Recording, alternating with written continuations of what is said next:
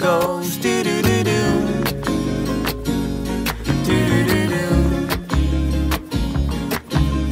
Sometimes minds go crazy, sometimes minds go do-do-do-do.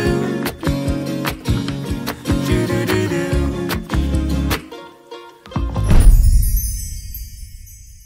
So ayun na mga kaakay, andito tayo ngayon sa Mojica Lake, Barangay San Buenaventura, San Pablo City, Laguna. Ayan, isa ito sa mga 7 lakes dito sa San Pablo City, Laguna. And alam niyo ba guys, sobrang excited ako kasi panibagong adventure na naman ito, of course, sa Inday Fatima. So ngayon, ito ay Mojica Lake Recreational Park. Ayan. So of course, ang pupuntahan din natin dito, itry of course ang kanilang iba't ibang activities. Ngayon, kasama ko ang president ng Mojica Lake, si Ma'am Mylene, and of course si Ma'am Joy. Sasamahan nila ako today kasi lilibutin natin itong lake. Ano yung una nating pupuntahan, Ma'am? Kuweba po. Kuweba. So, sasakay tayo ng balsa, papunta sa kuweba, tapos pulo. Doon tayo magsiswimming. I know. So, sobrang init ng panahon. Talagang perfect na place itong Mojica Lake. So, ano pang inaantay natin mga kaakay? Tara, manuray ta! So, of course, mga kaakay, kailangan natin mag-order muna ng pagkain para mamaya, pagkatapos nating mag-swimming ay may prepared food na tayo. So, meron din silang mga iba't ibang putahe. This is under Casa Ilaya. Ayan, so order tayo ng mga pagkain kasi for sure tapos nating magbalsa at maligo, gutom na ako. So, order tayo and meron tayong tatawagan na number para mamaya pagtapos may pagkain na tayo. So, ngayon, pupunta na tayo sa ating balsa because I am ready to swim and excited ako makita yung cave na yon. Kaya mga day, let's go! So, ayan mga kaakay, pupunta na tayo sa ating balsa. May mga kasama akong kiddos. Samahan niyo si ate, ha? Ayan, may mga kids, sasamahan nila ako kasi maliligo tayo dun mamaya sa pulo. Okay lang po, kasama ko sila mamaya. And then, ayan, may mga ibang staff din po. Ayan, ilang kayong staff dito, ate? Bali po, ma'am, nasa 10 po. 10, ayan. Pero taga dito na din kayo, dito na din kayo natutulog? Hindi po. Okay. So, ayan, may mga staff din po, nagluluto din sila dito. So, ayan, punta na tayo sa ating balsa. Let's go, Ma'am Mylene.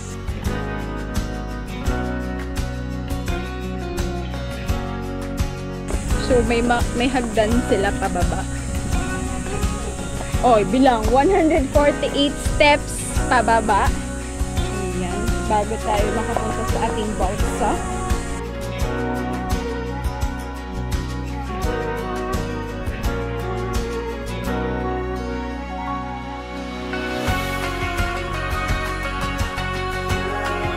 So, ayan mga kaakay. Ayan, ma'am, tayo mismo magbabalsa, no? Oh, tayo mismo magbabalsa, walang lalaki. This is girl power.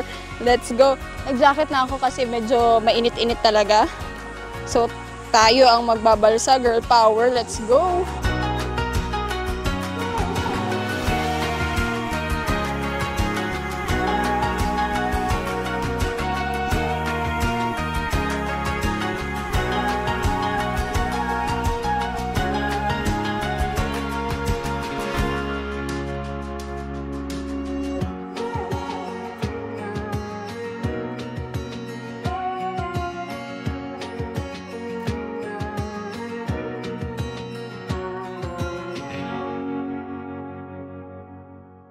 Mga kaakay, okay lang po ate.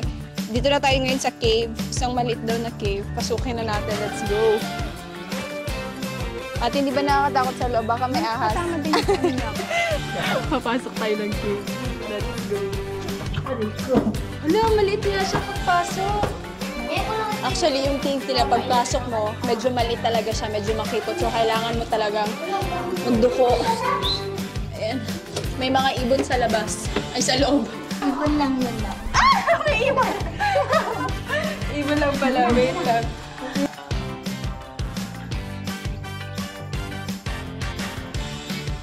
So, ayan. Actually, yung cave nila, pwede naman kayong tumayo kasi medyo mataas naman yung pagpasok lang. Tapos anong meron pa dito, ma'am? Ayan. Medyo malaki na talaga siya. Ayan, pugad ng mga ibon. Anong klase ng ibon po? Yung layang-layang. Layang-layang. Meron bukal. Ayan, tubig, oh. Dati kami, ang taas ko pala. Ala, ba't nakaganon? Teresa, kailangan natin imupo talaga. Ayan po, mama, tinatawag kami na kwarto. Kwarto, ayan, hala. Binuksan lang din siya, ma'am. Ang sabi po kasi ng mga unang tao, ito daw po mga ginawa ng hapon. Ginawa ng hapon. Uy, kailangan natin Kung pasukin. Pinagtataguan daw po ng mga hapon. Hapon dati. Sige, pasukin. Dito nga lang siya. Parang isang lipa ako. Isang lipa ko siya.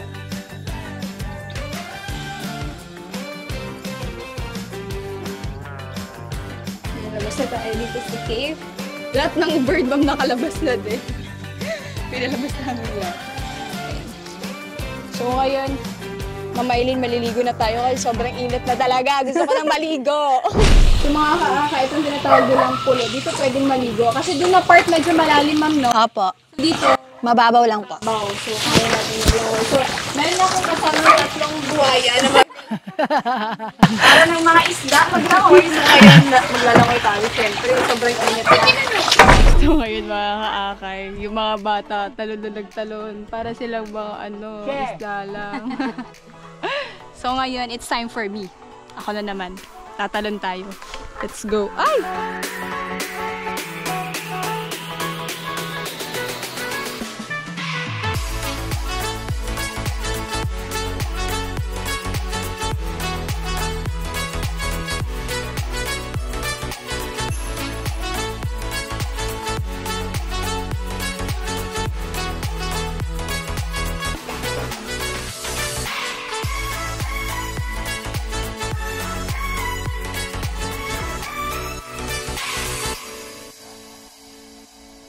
So, ayun mga kaakay, tapos na tayo magbalsa and mag-swimming and sobrang napagod ako. So, of course, hindi mawawala ang ating mga pagkain.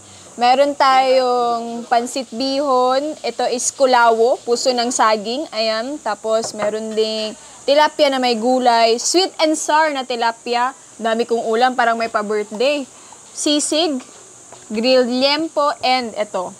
Ito ay kuhol na galing mismo dito sa Mujica Lake. Ayan, oh. Lalaki, oh. Yan, oh. Yan, kakainin natin ito ngayon. Feel ko gusto ko muna itong tekman. Ito. May gulay pa siya. Yan. Actually, andun na din yung mga bata sa likod kumain na kanina kasama natin. Ayan, nasa likod na din sila kumain na rin. Sabi ko nga samahan na ata. Ito, kohol. Wait lang, buksan muna natin. Ayun, wait lang. Ayan. Ayun. Inala. Sarap. Sarap. Gusto ko pa. Isa pa. Gusto ko din. Ay! Parang may gata.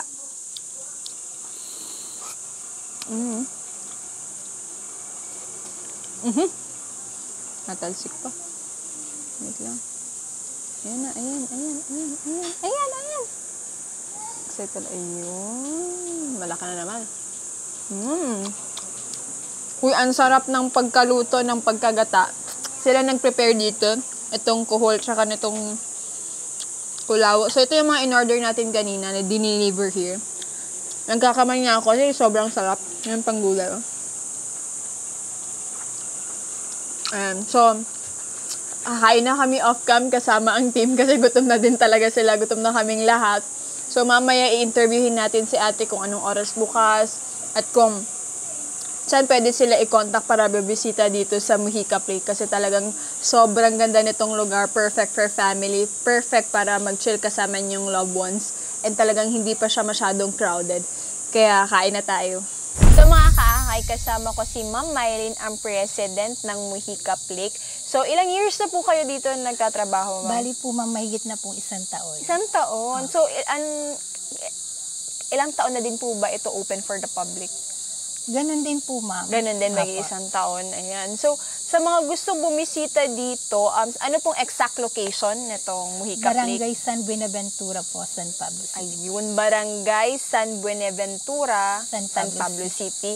So, magkano po yung entrance sa mga taong gusto magbisita lang, yung ayaw maligo, mag-picture-picture? 50 pesos po. 50 pesos. Sobrang mura, 50 pesos. Sa mga gustong maligo naman po sa lake? 85 po. Kasama na po doon ang life vest. 85 pesos kasama ang life vest. Tapos, yung gustong matry naman yung ginawa ko kanina, yung adventure na pumunta tayo sa cave, nagbalsa papunta sa cave, pumunta sa pulo para maligo. Ayun, magkano po? May 1-2 po kami at 1-4-1-6. Ayun. So, ano yun, depende kung ilang tao po. Opo, yung sasakay. So, ano yung minimum? Apat po hanggang 6, 1-2 po yun. Okay. Tapos po pagka 8 po, 1-4. 1-4. Tapos po 1-6, 10 tao. 10 tao, ayan. Usually, anong days yung madaming tao po?